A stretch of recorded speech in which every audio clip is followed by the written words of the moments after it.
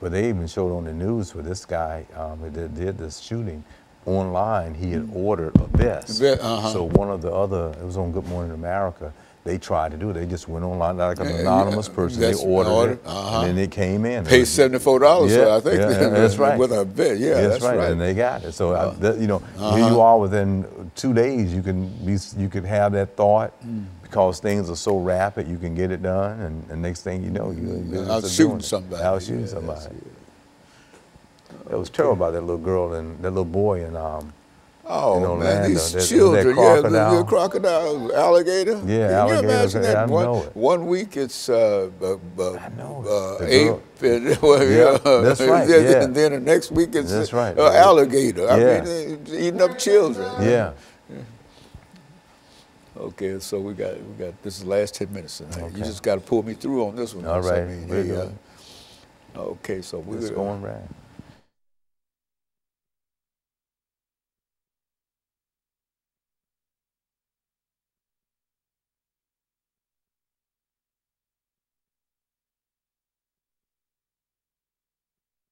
Thank you and welcome back to the final segment of the show for today.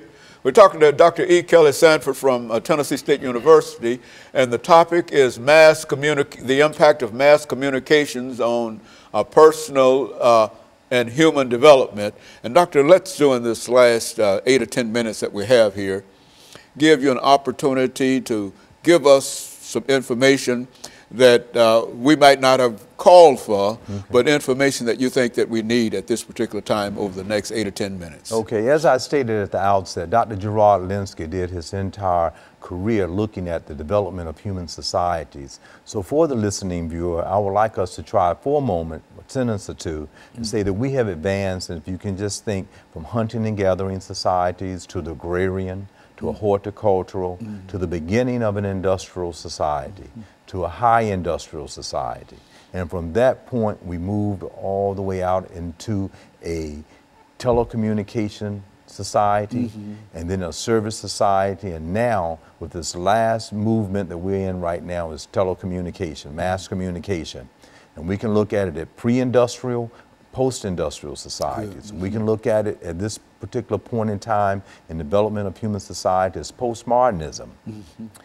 We don't even know where we're going from this point on. I mean, we're at such a high level of telecommunication, and this is the type of society. So the question then becomes, as we have advanced from an earlier time period to now, how has that impacted us? So I want us to try to understand that as a listening audience. If you can just go back to an agricultural age, you can probably imagine very quickly that you may have had a husband and wife.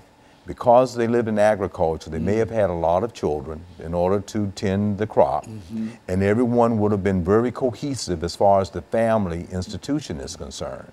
And as we moved into an industrial age, then people started to go into school, finishing school, got married later, had less children. Technology started to come in, you got married later, had less children.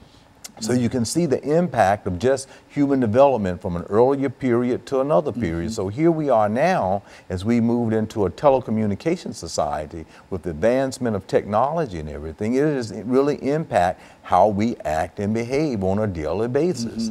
Sometimes it's cognitive development that we've talked about early on the show. It is taking away our opportunity to want to just to sit down and to learn for the sake of learning. Why? Because you can use your computer to access the information so quickly. It's already there. It's already there. Now, those are some positive things. I don't want the viewing audience to think that I'm suggesting that technology is not great. I mean, it has helped us advance in science. It's saved lives. We can intelligence is such a high level.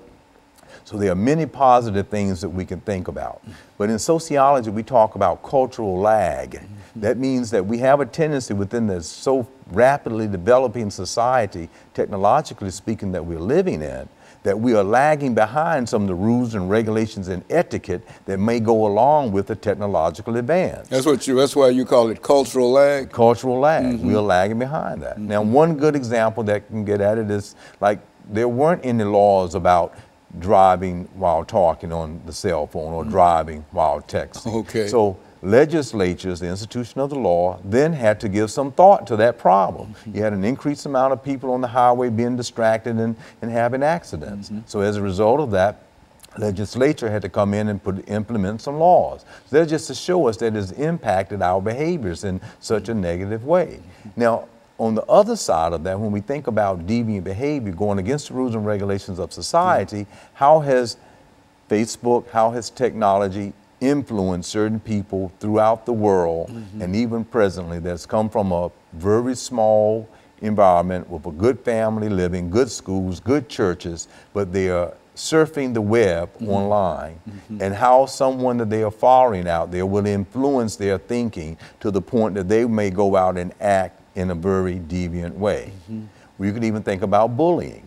You might say, well, no one even touched the person, but there they are on cyberspace, and someone is with their pictures, they're making comments about them, others are making suggestions, and then in their personalities, their thinking, their cognitive thinking process is telling them that that's bad, and they're feeling bullied and low self-esteem to the point that they may commit suicide. That's right. That's exactly it. That's a good point. So this is the whole issue of how is this impacting us in this way. So we have to realize that there are many positives. The positives may outnumber the negatives, but the negatives are certainly there. They're still there. They're still there. Now, even as a professor, I have seen a transition over the last cohorts of students entering. Their mind, they can't just cut the phones off. They can't let their cognitive thinking be pleased with that notion that they have learned a thought or an idea, and then they feel that they need to just touch the phone and it tells them, and that's it. But we still live in this highly technological society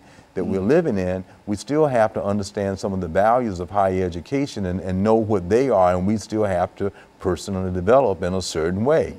And so it's good to know how to do it, but you have to also develop yourself in that way as well. But now, what do we do with those who don't have access to this kind of technology that we use, which people who are essentially cut off technologically from the rest of society? I mean, what is to be their plight? Well, okay, here we are now looking at human development. I think there's some negatives because they cannot be connected in a global society as we are right now. So as a result of that, they cannot have access to that type of technology to try to advance. But there are some positives with that.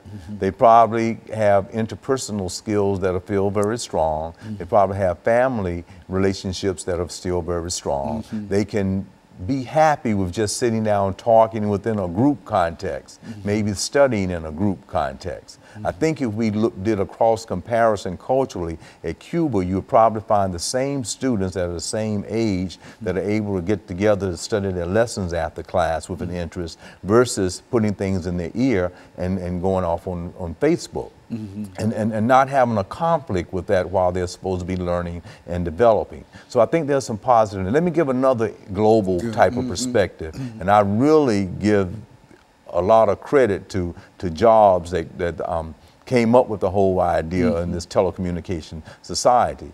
For 40 years in many countries, they had dictators. And in 40 years, those dictators were able to control the behaviors of people. Now here's a positive. With telecommunication and with the able to communicate, a revolution took place where they were able to overthrow that particular dictator. So that's the positive thing about it. But then there are the other parts about it that with Al-Qaeda, if we want to start talking about that, they can go on and start communicating with innocent people who might have followed the law, and as a result of this telecommunication, be influenced by them and then go out and do something that is horrific, as we've just experienced what's happening in Orlando, and it's going to happen again and again unless we can have some controls. The reason I say a cultural lag, because we might have to see when people are developing certain unique behaviors, they might have to be followed with a little bit more strategic planning.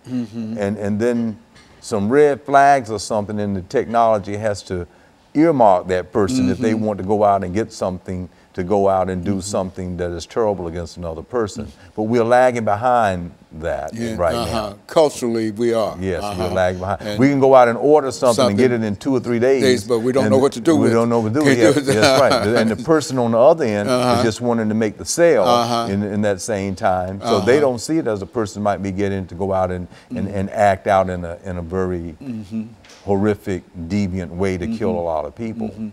Yeah, so Dr. Sanford, let me thank you. We've got about a minute here for bringing just a whole series of information in reference to, from a sociological point of view. I think that we need that point of view, because a lot of folks don't think in terms of the impact that some of these things. I know personally, I never thought that much of, I guess I knew the impact, but I never thought of trying to pull it all together. And I think what you've done, you've been able to pull it all together, not only for us on this show, but for some of our viewers, because we often have people make comments in reference to some of the things that you've given us in reference to. They say that they've watched you on this show and et cetera. And I want to thank you for that, because I think that you've made a great contribution to what we've been able to do here. And so let me thank you, and let me encourage our audience to tune again.